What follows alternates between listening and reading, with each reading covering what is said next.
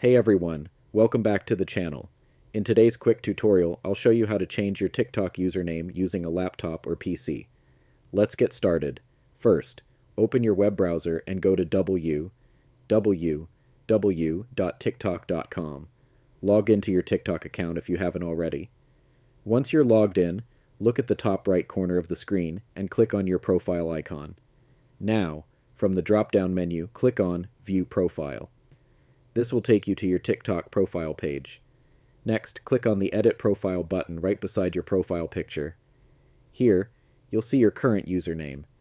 Simply click inside the username field, delete the old one, and type in your new desired username.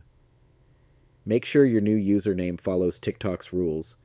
It must be unique and can only include letters, numbers, underscores, or periods. Once you've typed in your new username, click the Save button at the bottom of the page. That's it. Your TikTok username has now been updated. Keep in mind, you can only change your username once every 30 days, so choose wisely. If you found this tutorial helpful, give it a thumbs up and subscribe for more quick guides like this. Thanks for watching and see you in the next one.